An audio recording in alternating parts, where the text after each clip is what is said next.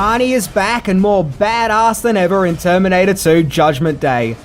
Released in 1991, Schwarzenegger returns as the T-800, who is sent from a future war against machines. Only this time he's playing the good guy who arrives in early 90s LA to protect 10-year-old John Connor, played by Edward Furlong, who will grow up to be the leader of the resistance. But the T-800 isn't the only traveller from the future, as the T-1000 also arrives, played with delightful menace by Robert Patrick, an advanced liquid metal Terminator who is out to kill John Connor and will stop at nothing to do so. The T-800 and John team up with John's mum, Sarah Connor, played by Linda Hamilton, who, like the T-800, is more badass than ever, as they prepare for war in order to stop Judgment Day, in this sequel who many claim not only surpasses the original, but is a spectacular masterpiece in its own right, and a movie that would change the course of filmmaking and define a generation. A movie that following films would strive to be like, but never reaching the same level of cinematic perfection that T2 did. Indeed, this movie was lightning in a bottle, of which the likes had never been seen before. So today we are going to look into 10 things that you didn't know about Judgment Day.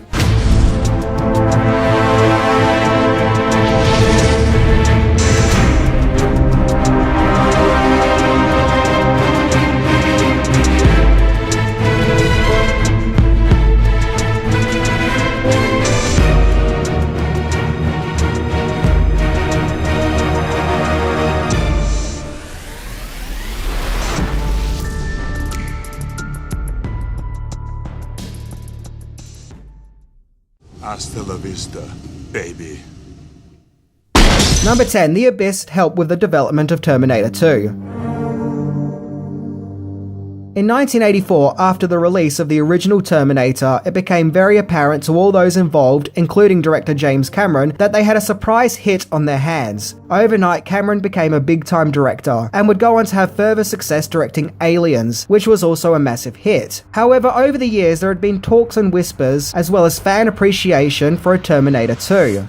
One person who was a huge advocate for a Terminator follow-up was Arnold Schwarzenegger himself. However, Cameron wanted to wait until the technology of the time caught up with his vision, as he knew that he wanted a sequel to feature a villainous Terminator who was made out of liquid metal and had the ability to morph, and that the effects of the time just weren't ready. That is until 1989, when Cameron directed the underwater science fiction movie The Abyss, which, by the way, is very underrated. The special effects of that movie were provided by the George Lucas-founded Industrial Light and Magic, and it featured a scene with an alien being made out of liquid, which had the ability to morph. And from that scene alone, Cameron knew that he could now create his vision of a terrifying menace of the future, made out of liquid metal who also has the ability to morph. So it would seem that now Terminator 2 was ready to start taking form, right? Well, wrong, because unfortunately there was also copyright disputes. Gotta love them copyright disputes. Number 9. Terminator 2 almost couldn't be made due to legal issues. Okay, so the famous story goes that James Cameron sold the rights to the Terminator for $1 so he could direct the first film, as back then he wasn't a well-known director and no one really had much faith in him directing that movie. However, by the time Terminator 2 was on the cards, this led to the ownership of the Terminator brand to have a 50-50 split ownership between Hemdale Film Corporation and Carolco Pictures, with Hemdale facing financial troubles at that time, of which put the production of Terminator 2 into a legal halt. That right there could have been the end of the Terminator franchise. However, Arnold Schwarzenegger really believed in the movie and James Cameron's vision, so he convinced the head of Carolco, Mario Casa, to buy the rights to the Terminator outright from Hemdale, with Carolco co-producing the movie. So Carolco bought the remaining rights of Hemdale for $5 million. So now, with the legal disputes being put to rest, production on Terminator 2 could commence. Number 8. Casting. So naturally, Schwarzenegger was on board to reprise his role as a cyborg from the future in Terminator 2. Arnie himself really wanted to play the good guy this time. In Terminator 2, he's kind of like the Reese Kyle character from the first movie, a soldier sent from the future as a protector. Schwarzenegger was originally cast as Kyle Reese in the first film, before switching to the villainous Terminator role. So now landing the role of the heroic part was like a wish fulfillment for Arnie. His character as the T-800 actually goes for a story arc in T2, other than just being a machine, with the Terminator learning what it means to be human, which is an age-old concept when it comes to robots in fiction, as well as his character becoming a father figure to John Connor. Linda Hamilton also returned as Sarah Connor. Like the T-800, her character is significantly different, as she is now a tough war soldier, traumatized by the knowledge of things to come, and willing to do whatever it takes to change the fate of the future. And throughout the events of Terminator 2, she herself even sort of becomes a Terminator, willing to brutally kill in order to change the fate of things to come. For some scenes, Linda Hamilton's twin sister Leslie was used, which includes a sequence where the T-1000 disguises himself as Sarah, with the real Sarah in the background, and a cut scene where Sarah is operating on the T-800's head in front of a mirror. To achieve this effect, Linda was working on a puppet of Schwarzenegger, whereas Leslie was standing with the real Arnie. Or was it the other way round? Edward Furlong had never acted before. He was spotted at a boys' club in Pasadena by the casting agent. The casting agent saw him and offered him the role. Furlong said that he took part in a heap of screen tests, until he finally landed the role. Furlong did a great job as playing the rebellious troubled youth, and you believe that this kid would grow up to be a tough warrior. And Furlong never comes across as obnoxious or like a bad child actor. He's totally sincere in the role. In fact, in the 90s, he was the coolest kid ever, and all the other kids wanted to be just like him. I mean, come on, the kid had his very own frickin' Terminator. Number 7, original vision for the T-1000. It was always planned for the T-1000 to have a slimmer, slender build, to contrast Arnie's more muscular, bound physique, and James Cameron originally envisioned 80s pop star Billy Idol for the part. In fact, early designs of the T-1000 depict Idol as the movie's famous baddie. However, when Idol got the call to audition, he had just been in a motorcycle accident, which nearly cost him his leg. So not being in a fit state, Idol had to decline the offer. Instead, Robert Patrick was cast, who was a rising star at the time, having previously had a minor role in Die Hard 2, and he had the right build that Cameron was looking for. Cameron also liked Patrick because he thought that he looked like a cat. Despite having a smaller build, Patrick's portrayal of the T-1000 is just as terrifying as the first Terminator, as Patrick could be very menacing. What also makes the character even more disturbing is that he could also be charming and approachable when needed, a strategy more effective than the T-800's more thuggish shoot-now approach in the first movie. Speaking of characters, it wouldn't be a complete cast exploration without mentioning the characters of Miles Dyson, who was played by Joe Morton, an executive of Cyberdyne who gets access to the parts of the first Terminator, and thus will unknowingly cause the terrifying apocalyptic war against the machines in the future. This is an interesting character, as he's not an evil scientist, but a family man who thinks that he's working on a great cybernetic discovery, which will actually help mankind. But in actual fact, it'll do the opposite. But the character gets to redeem himself when he joins our main heroes to help destroy Cyberdyne, in order to stop the impending doom of things to come. And he does, as Dyson gives his life to try and prevent the events of his own creation, making him an important hero in T2. Number 6, the special effects of Terminator 2. The shoot for T2 began in October 1990 and will last until March 1991, with filming taking place in locations such as the Mojave Desert and New Mexico, as well as several locations around California, including Los Angeles and the San Fernando Valley. And no, in that scene where the Terminator enters the bar, Arnie wasn't in his birthday glory, but was in fact wearing board shorts. T2 really pushed boundaries in terms of special effects and stunt work, giving audiences a spectacle for the likes that they had never seen before. Industrial Light and Magic really took special effects to the next level with their efforts in the movie, giving an example of CGI done right. Also on board to help with Terminator 2's movie magic was Stan Winston, who also worked on the first movie. He really outdid himself in terms of practical effects in T2. So much so, I would say that T2 is his masterpiece in terms of special effects. But that said, after T2, he also worked on the dinosaurs in Jurassic Park, so maybe it's fair to say that T2 and Jurassic Park are his best works. Number 5, the music of Terminator 2. The score for Terminator 2 sees the return of Brad Fiedel, who previously scored the first movie. Whereas the first movie sounded more synthesized, his score in Terminator 2 sounds more powerful and epic. He gets the action beats down perfectly, as well as the use of haunting music which reflects the end of the world. His theme for the T-1000 sounds terrifying and almost like a synthetic metallic living organism itself. His main theme for Terminator 2 was so well received, it spent 6 weeks in the Billboard charts, reaching at number 70. Many have tried to replicate the sheer power and magic of Fiedel's music in Terminator 2, but just can't quite pull it off like he did. The movie also uses 2 famous songs, one of those being Bad to the Bone. At that stage, using Bad to the Bone in movies had become something of a cliché, as it was previously used in Christine and Problem Child. But despite this, it still feels fresh and original in T2, as it's often played as a sort of theme for Arnie's T-800 character, which actually goes really well with the character. The song best known for Terminator 2 is without a doubt the Guns N' Roses hit You Could Be Mine. Before the Guns N' Roses song was picked, other songs were considered for the film, including I Wanna Be Sedated by the Ramones and Higher Ground by the Red Hot Chili Peppers. But it was supposedly Arnie who picked You Could Be Mine by Guns N' Roses. There was even a music video of You Could Be Mine, which featured the band playing at a concert, where the T-800 also attends to scope the place out. I always love the scene where Arnie comes face to face with the band. As a kid I was watching it and I was like thinking, so is he gonna kill Guns N' Roses? But thankfully he didn't. As with Bad to the Bone, You Could Be Mine just goes perfectly with T2. Number 4, the Lost sequel. After the release of Terminator 2, fans were so blown away by the movie they really wanted a sequel, despite the fact that T2 ends pretty conclusively. Terminator enthusiasts would have to wait 12 years to get Terminator 3. But what most fans forget is that there actually already was a direct sequel to Terminator 2, in the form of T2 3D Battle Across Time, which came out as an attraction shown at Universal Studios in 1996. The 12-minute feature was co-directed by James Cameron and saw the return of Arnold Schwarzenegger, Linda Hamilton, Robert Patrick, and Edward Furlong, all reprising their roles, and it was made on a budget of $24 million.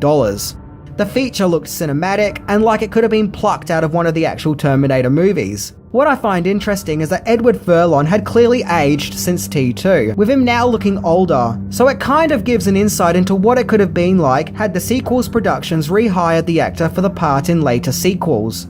Sadly though, if you want to experience this adventure yourself, the attraction has since been removed from both the Florida and Hollywood Universal Studios. But it is still currently operating at the Japan Universal theme park.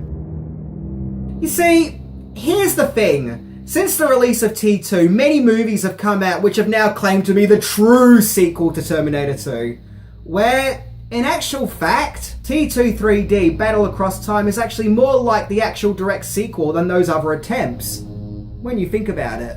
Number 3, action figures. Yep, you know it's the 90s when toys for kids are released that are based on violent R-rated movies. The Terminator action figures were released by Kenner, whom brought out most toys based on movies or TV shows back in the day, including Star Wars and the real Ghostbusters. And man, I loved these toys as a kid.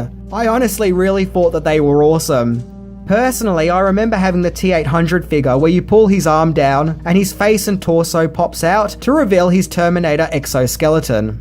I loved this figure, and I would walk around with it saying, I am the Terminator.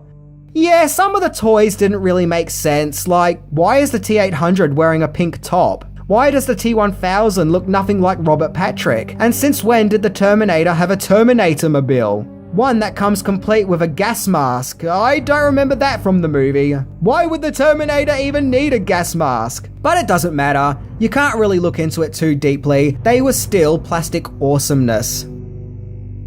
I actually still have some of my T2 toys, as we've got John Connor here.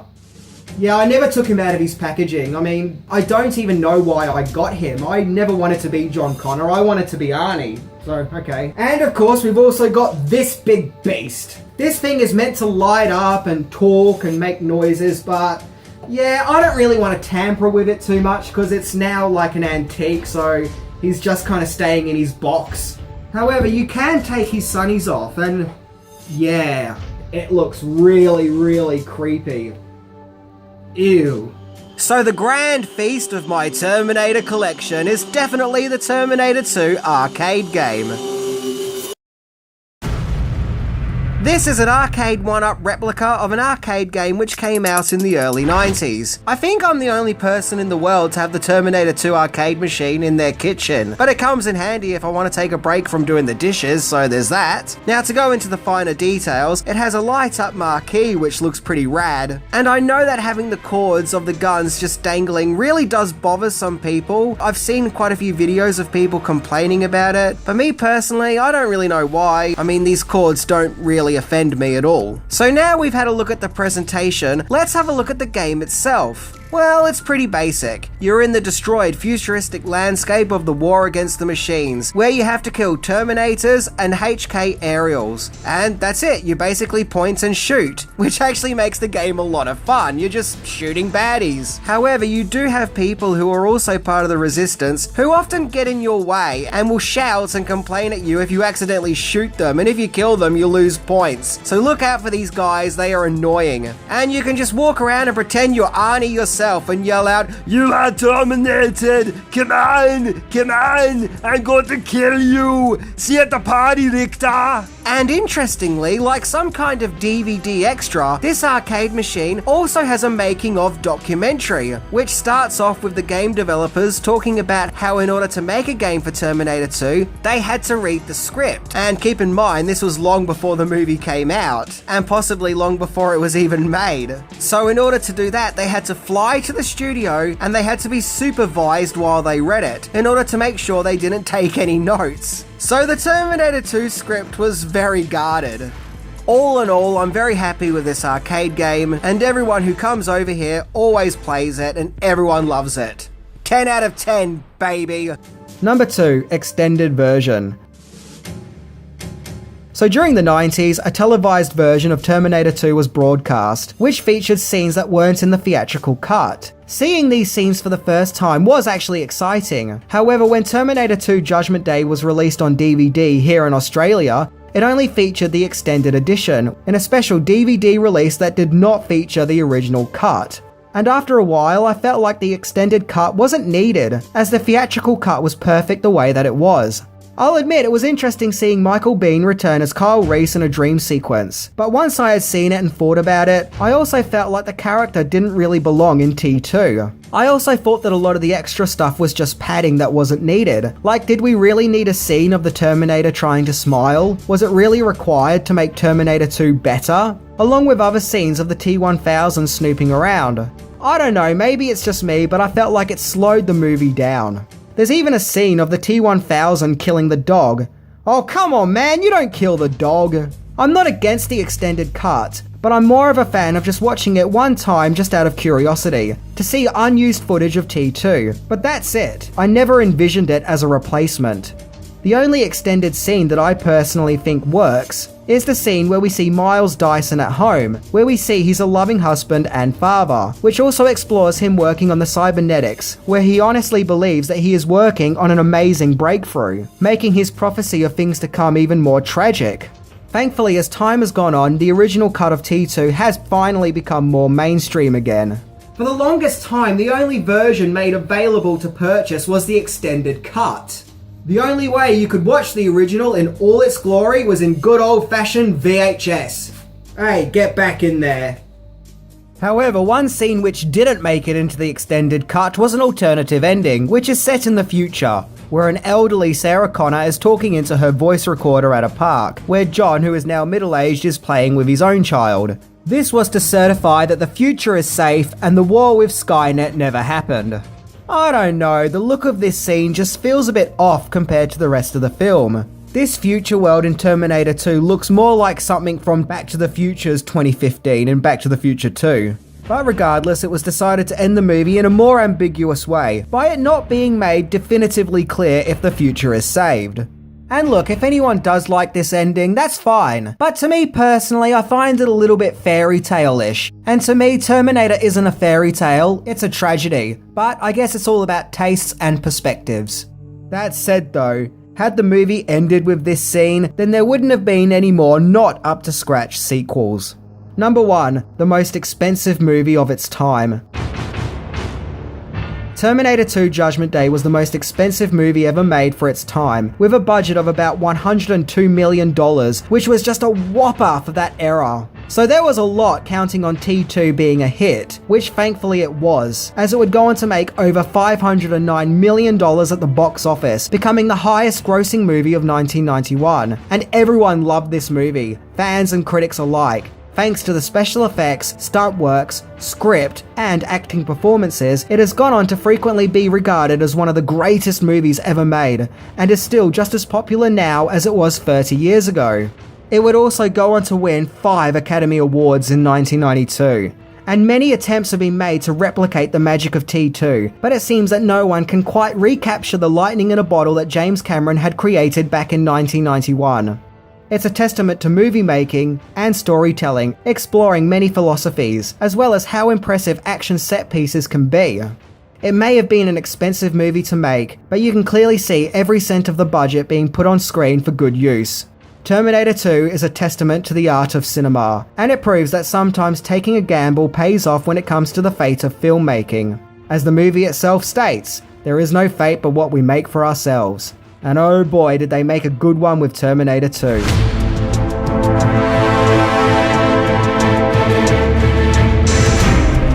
At this stage, I think it's safe to assume that nearly everyone on the planet knows about Terminator 2.